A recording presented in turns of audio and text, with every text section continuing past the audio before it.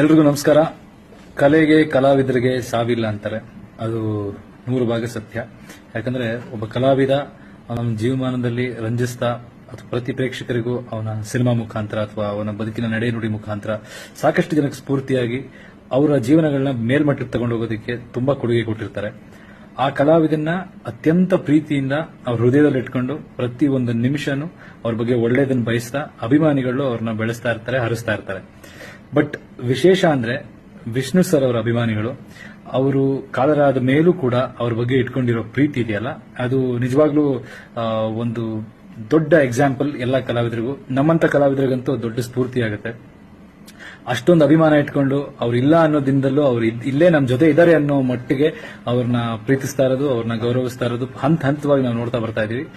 So Vishnu sir ನಮ್ಮ ಕರ್ನಾಟಕದ ಆಸ್ತಿ. ಅವರಿದ್ದಾಗ್ಲೂ ಕೂಡ ಇಡೀ ಭಾರತದಲ್ಲೇ ಕರ್ನಾಟಕ ಅಂದಾಗ ವಿಷ್ಣು ಸರ್ ಹೆಸರು ಮುಂಚೂಣಿಯಲ್ಲಿ ಇರ್ತಿತ್ತು. ಅಂಡ್ ಸೌತ್ ಇಂಡಿಯಾದ one of the smartest hero ಅಂತ ಅವ್ರನ್ನ ಕರೀತಾ ಇದ್ದಿದ್ದು. ಸೊ ಅಂತ ಒಬ್ಬ ವ್ಯಕ್ತಿ ಅವರ ಒಂದು ಹಿರಿಮೆ ರಾಜ್ಯದ ದೇಶದ ಮೂಲೆ ಮೂಲೆಗೂ ತಲುಪಬೇಕು.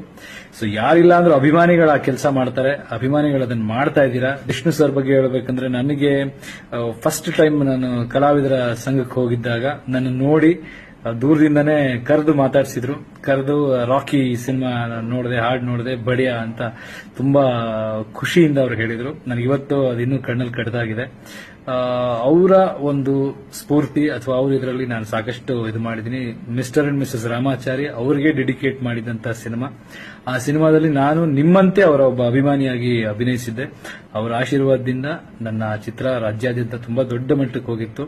ಅವ್ರ ಪ್ರೀತಿ ಆರೈಕೆ ನನ್ನ ಮೇಲೆ ಇದೆ ಅನ್ನೋದು ಅದ್ರ ಮುಖಾಂತರ ಒಂದು ನಾನು ನಂಬಿದ್ದೆ.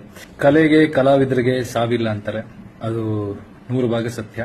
ಯಾಕಂದ್ರೆ ಒಬ್ಬ ಕಲಾವಿದ ಅವನ ಜೀವಮಾನದಲ್ಲಿ ರಂಜಿಸ್ತಾ ಅಥವಾ ಪ್ರತಿ ಪ್ರೇಕ್ಷಕರಿಗೂ ಅವನ ಸಿನಿಮಾ ಮುಖಾಂತರ ಅಥವಾ ಅವನ ಬದುಕಿನ ನಡೆ ನುಡಿ ಮುಖಾಂತರ ಸಾಕಷ್ಟು ಜನಕ್ಕೆ ಸ್ಫೂರ್ತಿಯಾಗಿ ಅವರ ಜೀವನಗಳನ್ನ ಮೇಲ್ಮಟ್ಟಕ್ಕೆ ತಗೊಂಡು ಹೋಗೋದಕ್ಕೆ ತುಂಬಾ ಕೊಡುಗೆ ಕೊಟ್ಟಿರ್ತಾರೆ. ಆ ಕಲಾವಿದನ್ನ ಅತ್ಯಂತ ಪ್ರೀತಿಯಿಂದ ಅವ್ರ ಹೃದಯದಲ್ಲಿ ಇಟ್ಕೊಂಡು ಪ್ರತಿ ಒಂದು ನಿಮಿಷನೂ ಅವ್ರ ಬಗ್ಗೆ ಒಳ್ಳೇದನ್ನು ಬಯಸ್ತಾ ಅಭಿಮಾನಿಗಳು ಅವ್ರನ್ನ ಬೆಳೆಸ್ತಾ ಇರ್ತಾರೆ, ಹರಿಸ್ತಾ ಇರ್ತಾರೆ. ಬಟ್ ವಿಶೇಷ ಅಂದ್ರೆ ವಿಷ್ಣು ಸರ್ ಅವರ ಅಭಿಮಾನಿಗಳು ಅವರು ಕಾಲರಾದ ಮೇಲೂ ಕೂಡ ಅವ್ರ ಬಗ್ಗೆ ಇಟ್ಕೊಂಡಿರೋ ಪ್ರೀತಿ ಇದೆಯಲ್ಲ, ಅದು ನಿಜವಾಗ್ಲೂ ಒಂದು ದೊಡ್ಡ ಎಕ್ಸಾಂಪಲ್ ಎಲ್ಲ ಕಲಾವಿದರಿಗೂ. ನಮ್ಮಂತ ಕಲಾವಿದರಿಗಂತೂ ದೊಡ್ಡ ಸ್ಫೂರ್ತಿ ಆಗುತ್ತೆ. ಅಷ್ಟೊಂದು ಅಭಿಮಾನ ಇಟ್ಕೊಂಡು ಅವ್ರು ಇಲ್ಲ ಅನ್ನೋ ದಿನದಲ್ಲೂ ಅವ್ರು ಇಲ್ಲೇ ನಮ್ಮ ಜೊತೆ ಇದ್ದಾರೆ ಅನ್ನೋ ಮಟ್ಟಿಗೆ ಅವ್ರನ್ನ ಪ್ರೀತಿಸ್ತಾ ಇರೋದು, ಅವ್ರನ್ನ ಗೌರವಿಸ್ತಾ ಇರೋದು ಹಂತವಾಗಿ ನಾವು ನೋಡ್ತಾ ಬರ್ತಾ ಇದೀವಿ. ಸೊ ವಿಷ್ಣು ಸರ್ ನಮ್ಮ ಕರ್ನಾಟಕದ ಆಸ್ತಿ. ಅವರಿದ್ದಾಗ್ಲೂ ಕೂಡ ಇಡೀ ಭಾರತದಲ್ಲೇ ಕರ್ನಾಟಕ ಅಂದಾಗ ವಿಷ್ಣು ಸರ್ ಹೆಸರು ಮುಂಚೂಣಿಯಲ್ಲಿ ಇರ್ತಿತ್ತು. ಅಂಡ್ ಸೌತ್ ಇಂಡಿಯಾದ one of the smartest hero ಅಂತ ಅವ್ರನ್ನ ಕರೀತಾ ಇದ್ದಿದ್ದು. ಸೊ ಅಂತ ಒಬ್ಬ ವ್ಯಕ್ತಿ ಅವರ ಒಂದು ಹಿರಿಮೆ ರಾಜ್ಯದ ದೇಶದ ಮೂಲೆ ಮೂಲೆಗೂ ತಲುಪಬೇಕು. ಸೊ ಯಾರಿಲ್ಲ ಅಂದ್ರೂ ಅಭಿಮಾನಿಗಳು ಆ ಕೆಲಸ ಮಾಡ್ತಾರೆ, ಅಭಿಮಾನಿಗಳು ಅದನ್ನ ಮಾಡ್ತಾ ಇದ್ದೀರಾ. ವಿಷ್ಣು ಸರ್ ಬಗ್ಗೆ ಹೇಳ್ಬೇಕಂದ್ರೆ ನನಗೆ ಫಸ್ಟ್ ಟೈಮ್ ನಾನು ಕಲಾವಿದರ ಸಂಘಕ್ಕೆ ಹೋಗಿದ್ದಾಗ ನನ್ನ ನೋಡಿ ದೂರದಿಂದನೇ ಕರೆದು ಮಾತಾಡಿಸಿದ್ರು. ಕರೆದು ರಾಕಿ ಸಿನಿಮಾ ನೋಡಿದೆ, ಹಾಡು ನೋಡಿದೆ, ಬಡಿಯಾ ಅಂತ ತುಂಬಾ ಖುಷಿಯಿಂದ ಅವ್ರು ಹೇಳಿದ್ರು. ನನಗಿವತ್ತು ಅದಿನ್ನೂ ಕಣ್ಣಲ್ಲಿ ಕಡ್ದಾಗಿದೆ.